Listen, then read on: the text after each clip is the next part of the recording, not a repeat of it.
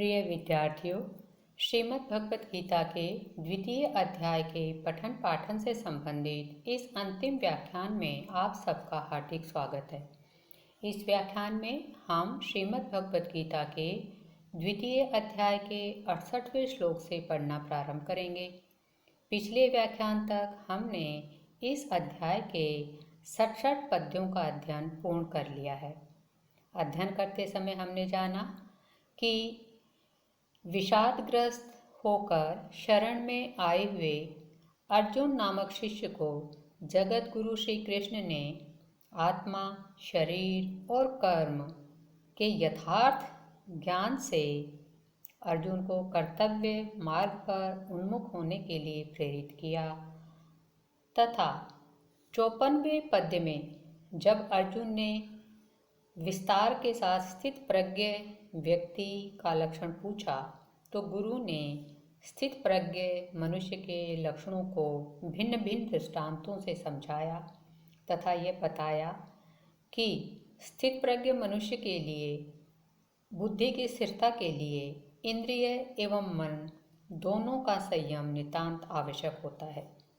इसी प्रसंग में जगत गुरु ने अर्जुन को इंद्रिय और मन के संयम के लाभ बताए तथा इनकी हानियां भी बताई। पिछले व्याख्यान में हमने देखा था कि गुरु ने बताया कि जब मन विषयों में विचरण करने वाली इंद्रियों के साथ हो जाता है तो यह मन जिस इंद्रिय के साथ लग जाता है वह मन उस मनुष्य की बुद्धि को हर लेता है या उसको अस्थिर बना देता है, या यूं भी कहना चाहिए कि जिस इंद्रिय के साथ मन लग जाता है वह इंद्रिय उस मनुष्य की बुद्धि को हर लेती है या उसको अस्थिर या चंचल बना देती है।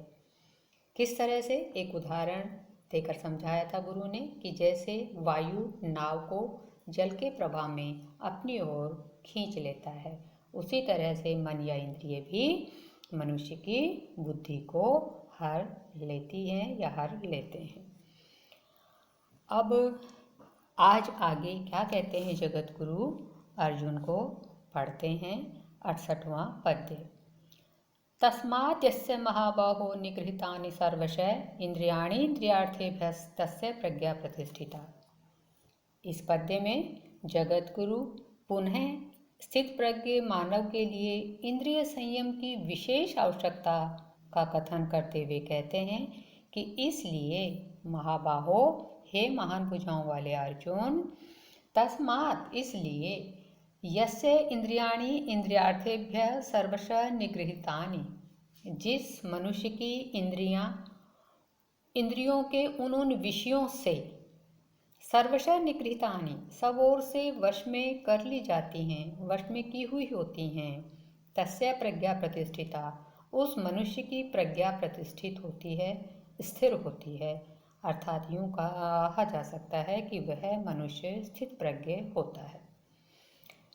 एक बार अर्थ और देखें कि हे महान भुजाओं वाले अर्जुन, तस्मात् इन कारणों से जो पीछे बताए, उन कारणों से यस्य इंद्रियाणि इंद्रियार्थेभ्यः सर्वशः निगृहीतानि, जिस व्यक्ति की इंद्रियों के उन विषयों से सब ओर से नियंत्रित होती हैं, वश में की हुई होती हैं, उस मनुष्य की बुद्धि स्थिर होती है। अर्थात वह मनुष्य स्थित प्रज्ञ कहा जाता है। निगृहीतानि में नि उपसर्ग है, गृह धातु त प्रत्यय, प्रज्ञा में पर उपसर्ग है, ज्ञा धातु से अंग प्रत्यय होकर बनता है। यह शब्द महाबाहो, महांतौ बाहु यस्य, और फिर ये संबोधन का रूप है। प्रतिष्ठिता में प्रति उपसर्ग है, स्था धातु तय और फिर टा प्रत्यय है। अब आगे, जो सामान्य सांसारिक विषयासक्त व्यक्ति होता है और जो स्थित प्रज्ञ व्यक्ति होता है, उन दोनों में क्या भेद होता है, इसको स्पष्ट करते हुए जगत गुरु कहते हैं, या निशा सर्वभूतानां तस्यां जागृति संयमी यस्यां जागृति भूतानि सा निशा पश्यतो मुनेः। या सर्वभूतानां निशा, जो समस्त प्राणियों के लिए निशा होती है, रात्रि होती है, तस्यां संयमी जागृति, उस रात्रि में संयमी व्यक्ति जागता है, जागरूक रहता है। रात्रि काल में जो संयमी है, जो स्थित प्रज्ञ मानव है, वह जागरूक रहता है या ब्रह्म से तादात्म्य में स्थापित करके रहता है। यस्याम भूतानि जागृति, जिस अवस्था में सांसारिक प्राणी जागते हैं, पश्यतः मुने सा निशा, तत्वज्ञानी दृष्टा मुनि के लिए वह दशा रात्रि के रूप में होती है। भावार्थ यह है कि जब सब प्राणी इंद्रियों के विषयों की जो चकाचौंध है उसकी ओर आकर्षित होते हैं, उस समय संयमी जो मुनि व्यक्ति है, निरासक्त जन है, वह सांसारिक वास्तविकता को समझने में जागरूक रहता है, ध्यान लगाए रखता है। अतः जब वह इस विषय में जागरूक रहता है तो जो अज्ञ लोग हैं वो उसके प्रति सोए हुए या निरपेक्ष रहते हैं। यह भाव यहाँ प्रकट किया गया है। संयमी में संयम शब्द से इनी प्रत्यय, पक्षतः में दृष्ट धातु से क्षत्रिय प्रत्यय, षष्ठी का एक वचन, यहाँ पर आदेश हो जाता है दृष्ट धातु को। और इस तरह से यहाँ पर इस पद्य में दो प्रकार के मनुष्यों के मौलिक स्वरूपगत जो भेद है उसको स्पष्ट किया गुरु ने भली भांति। अब आगे समझाएंगे दोनों के भेद को समुद्र के दृष्टांत के साथ। आपूर्यमाणम अचल प्रतिष्ठम समुद्रमाप प्रविशन्ति यद्वत् तद्वत् कामायम प्रविशन्ति सर्वे स शान्तिमाप्नोति न काम कामी। इस पद्य में जो इच्छाओं को केंद्रित करके जीवन जीता है और जो निरासक्त भाव से जीता है, उन दोनों में मौलिक क्या भेद है यह बताया जा रहा है। यद्वत् आपूर्यमाणम अचल प्रतिष्ठम समुद्रम आपः प्रविशन्ति। यद्वत् जिस प्रकार आपूर्यमाणम नदियों के द्वारा चारों ओर से भरे जाते हुए, परिपूरित होते हुए, अचल प्रतिष्ठम मर्यादा का त्याग नहीं करने वाले, समुद्रम समुद्र में, ये दो विशेषण समुद्र के हैं कि इस प्रकार की विशेषता वाले समुद्र में जैसे आपः प्रविशन्ति जल प्रवेश करते हैं। कैसे समुद्र में? जो नदियों के द्वारा चारों ओर से भरा जा रहा है किंतु फिर भी अपनी मर्यादा का परित्याग नहीं कर रहा, ऐसे समुद्र में जल जैसे प्रवेश करते हैं। तद्वत् उसी प्रकार यम सर्वे कामा प्रविशन्ति, जिस मनुष्य में सभी इच्छाएं प्रवेश पाती हैं, प्रवेश करती हैं।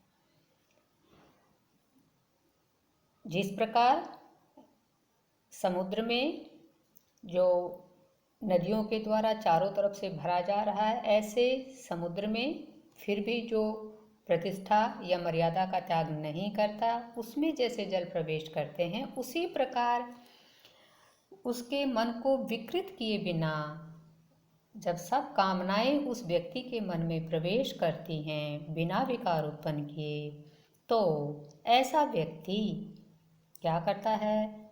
शांति मापनोति, स शांति मापनोति, वह निर्विकार रहने वाला व्यक्ति शांति को प्राप्त करता है। न काम कामी, कामनाओं की कामना करने वाला अर्थात विषय उपभोगों की इच्छा करने वाला व्यक्ति नहीं।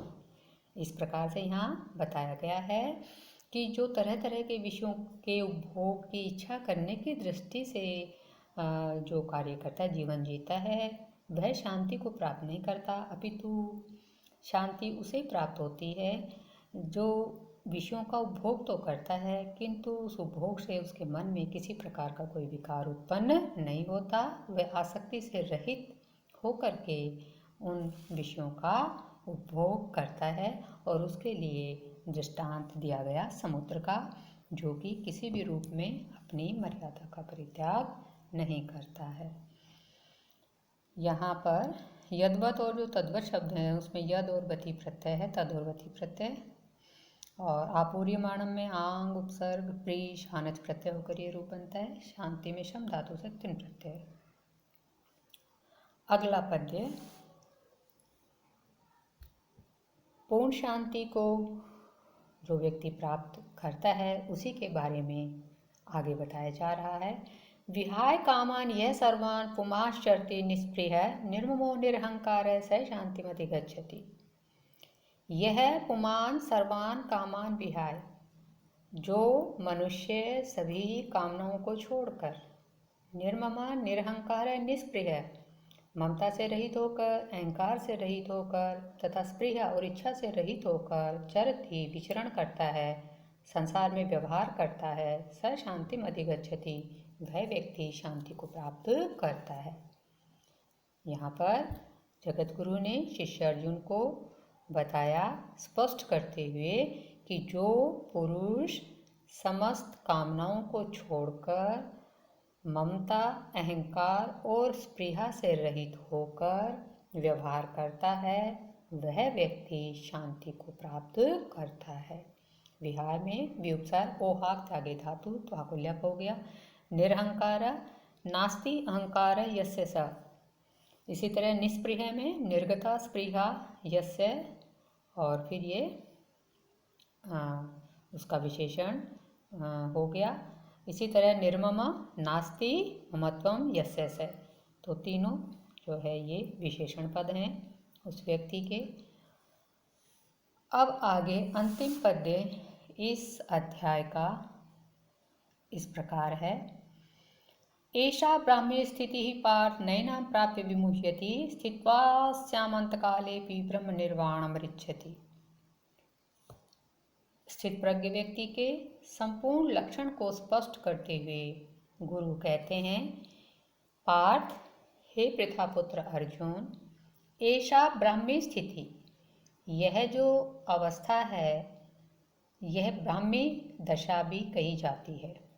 यह ब्रह्म की स्थिति है, ब्राह्मी स्थिति है। एनाम प्राप्य, इस स्थिति को प्राप्त करके न विमुह्यति, कोई व्यक्ति मोहित नहीं होता है।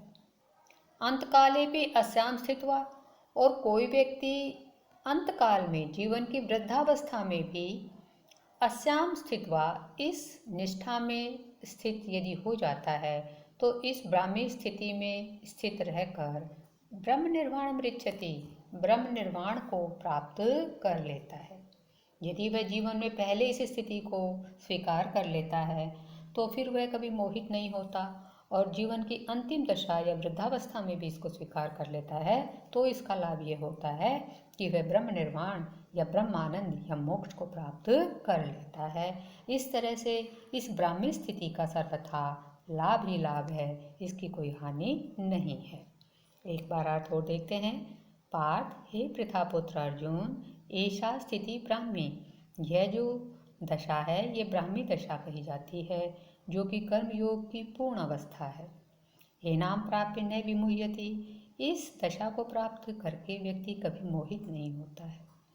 अंतकाले भी अस्याम स्थित्वा ब्रह्म निर्वाणम मृच्छति, और अंतिम दशा या वृद्धावस्था में भी यदि इस निष्ठा या इस स्थिति में स्थित कोई व्यक्ति हो जाता है तो इस निष्ठा में स्थित होकर वह मनुष्य ब्रह्म रूप निर्वाण या ब्रह्मानंद या मोक्ष को प्राप्त कर लेता है।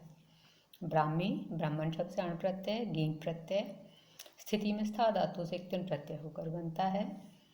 प्राप्य में प्रय आप और फिर त्वा को लप हो जाता है। स्थित्व में स्था धातु से त्वा प्रत्यय। इस तरह से इस 72वें पद्य से इस अध्याय की समाप्ति हुई, जिसमें ब्राह्मी स्थिति को स्पष्ट किया जगत गुरु ने, और इस अध्याय की समाप्ति को इस पुष्पिका के साथ किया गया है। इसका कथन ओम तत्सदिति श्रीमद्भगवत गीता सुपनिषत्सु ब्रह्म विद्यायाम योग शास्त्रे श्री कृष्ण अर्जुन संवादे सांख्य योगो नाम द्वितीयोध्याय। अर्थात श्रीमद्भगवत गीता रूपी उपनिषद एवं ब्रह्म विद्या तथा योग शास्त्र विषय यह जो श्री कृष्ण और अर्जुन संवाद के रूप में सांख्य योग नाम का दूसरा अध्याय है, यह समाप्त हुआ। अब आज जो पढ़ा है उससे संबंधित संस्कृत प्रश्नोत्तर देखते हैं। जैसे एक प्रश्न यह हो सकता है, निशायाम कह जागरती, तो इसका उत्तर होगा निशायाम संयमी जागरती। अगला प्रश्न हो सकता है, कह शांति मापनोति, तो इसका जो उत्तर है वह यह होगा, कि यह जन सर्वान् कामान् त्यक्त्वा निस्पृह निर्ममो निरहंकारश्च भवति स शांतिम् आपनोति। एक प्रश्न यह भी हो सकता है कि स्थित प्रज्ञ के लक्षणों से संबंधित कोई भी एक पद्य लिखने के लिए पूछा जा सकता है। तो एक पद्य स्थित प्रज्ञ के लक्षणों से संबंधित स्मरण करें। और आज इसी के साथ ये व्याख्यान विराम लेता है। इसमें जिन पद्यों की व्याख्या और संस्कृत प्रश्नोत्तरों के अभ्यास के साथ हमने इनका अध्ययन किया, उसी रूप में इन्हें तैयार करें। आप सभी नियमन पालना के साथ सुरक्षित रहें। धन्यवाद। जय तू भारतम।